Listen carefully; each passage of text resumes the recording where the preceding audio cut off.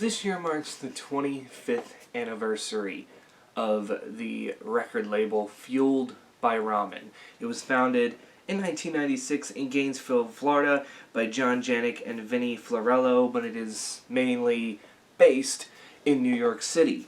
And over time, we've seen some bands pass that really helped it become what it was. 303, Fall Out Boy, Sublime with Rome, and the since disbanded Yellow Card. But I think the band, or one of the first bands that really helped the label take off in itself, was Jimmy Eat World when they released their EP in 1998. Since then, the label has been a go-to for a lot of the up-and-coming independent pop-punk artists, even though now in 2021 things have changed a bit, but back early on in the late 90s into the 2000s, if you were pop-punk, that's where you wanted to sign, was right there. And now it still has some great acts. Paramore has been there since 2004, 21 Pilots since 2013, Panic at the Disco since 2004, and they recently have signed two pretty well-known vets in the pop-punk game that weren't there before, that being A Day to Remember and All Time Low, so they keep growing.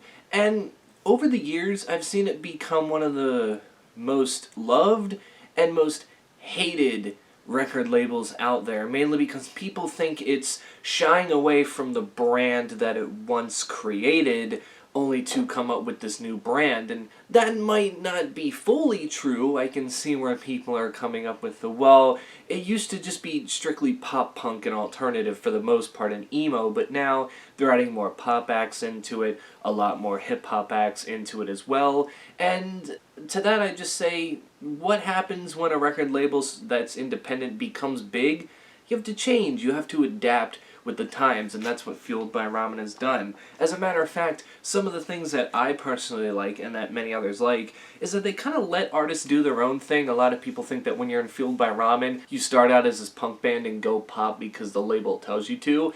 I don't necessarily think that's the reason, it's just that that's what the band wants to end up doing, and they end up doing it anyway, and the record label's like, alright, that's what you want to do? Okay, we'll do that, and we'll support you through it. They're not like, well, if you go against our will, then we won't support your new album, this, that, and the other. I don't think I've ever seen or heard that from Fueled by Ramen ever. And again, going back, they're not just pop-punk and alternative anymore. They're willing to turn the page and bring in other independent artists that aren't necessarily in the scene that they had set out to bring to life before. They already brought the pop-punk, emo, alternative scene to life. Why not be able to bring more with the power that you have from the pop and the rap and just other genres in general, which they have done. And they aren't afraid to bring in seasoned vets. I feel like with a lot of small record labels, at least small when they start out, they're always looking for that next big thing, independent artists. But down the line, when they start to grow more, you saw this with Sumerian Records, bringing in like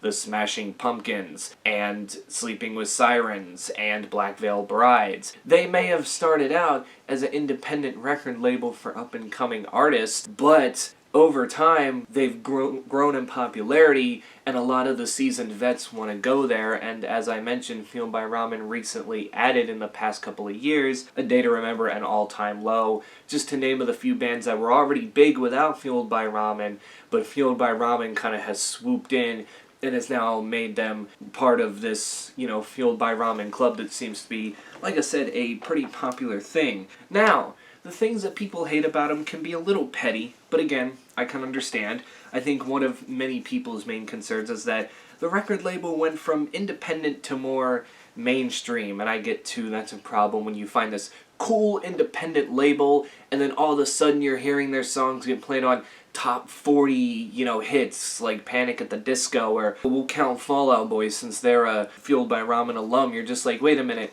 this was a band that was making like real good underground pop-punk music back in the day, and now they're being played on the radio? Like, that's not supposed to happen, but again, when a record label grows, that's just what you're gonna see from it. It's not necessarily their doing, but they've come to accept the fact that they're bigger than they once were, and although they can still be that stepping stone for some up-and-coming artist, they still might have to get some more bigger-known artists in there to kind of, even things out a bit now, so that way people don't forget about their record label. It's how big business works sometimes. And then you also have the whole bands end up becoming, or in this case, sounding like solo acts. Again, you get this a lot with other bands, Paramore being a big example of a Fueled by Ramen band that, people think is a solo act at this point, but is not. And I think Paramore, especially Hayley Williams, keeps strictly saying, no, that's a band. She just did her solo stuff, so I'm kind of glad she has solo stuff out now because we can differentiate that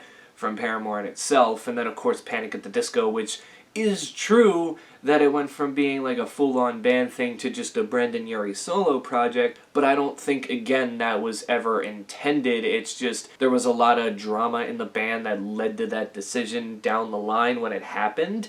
And, of course, I guess the reason people think about Paramore that way is because they've had a lot of lineup changes over the years and so much inconsistency other than maybe, Hayley Williams and Taylor York at this point, but that just happens in bands sometimes. You gotta accept it. It's not that they are becoming a solo act, they might sound like it, but in the end, it's just the new direction they want to go since they're flipping bandmates around, or maybe they're just tired of making the same thing over and over again, that kind of thing. The evolution, which a lot of people don't think bands are able to do anymore, or shouldn't be able to do, because once you have that one sound, you're supposed to stick with it for the rest of your life, and it's just no, I don't think that's how music works. Music gives you that free expression to do whatever you want, and that's just what Fueled by Ramen is doing with its artists. And then I think, too, one of the last things about why people may dislike Fueled by Ramen is because they seem to be everywhere. Now, I looked it up, and they only have about 25, 26 bands signed to the record label, which isn't necessarily a lot, but they're also tied in with Warner Brothers, so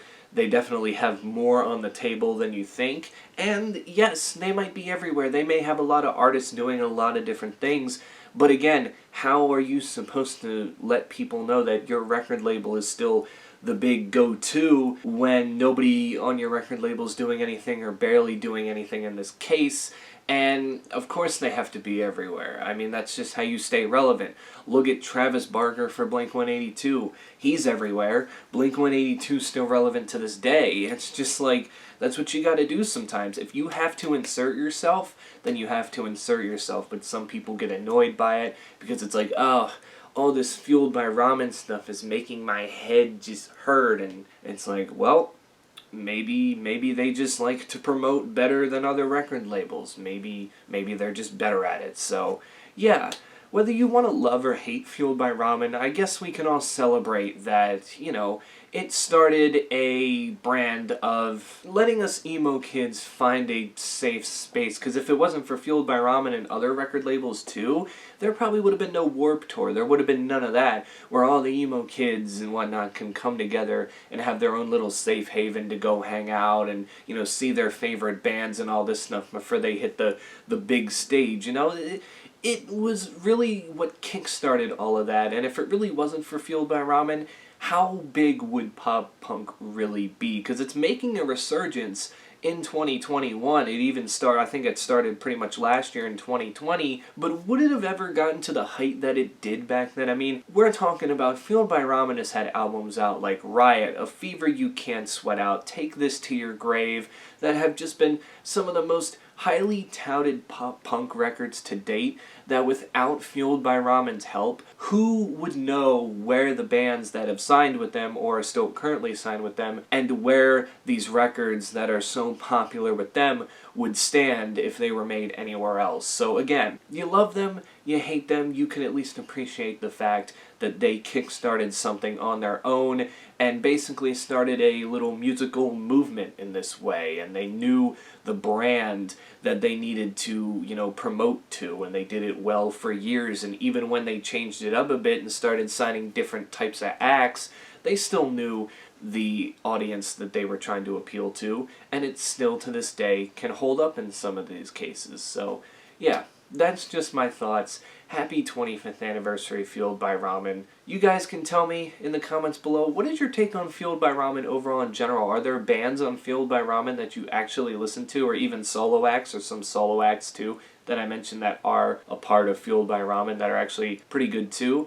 And just, where do you think Fueled by Ramen will be in the next 10 years? Will it still be one of the more relevant record labels to go to, or will there be one that surpasses it, which really there's not a lot of like self-made record labels that can really pass these ones that started from scratch and have been made into what they are made into. They'd really have to start another movement again, get things going, and then just go from there, kind of like Fueled by Ramen did. But anyway, that's it for me. Stay safe out there, wear your mask, and until then, I will catch you all in the next one.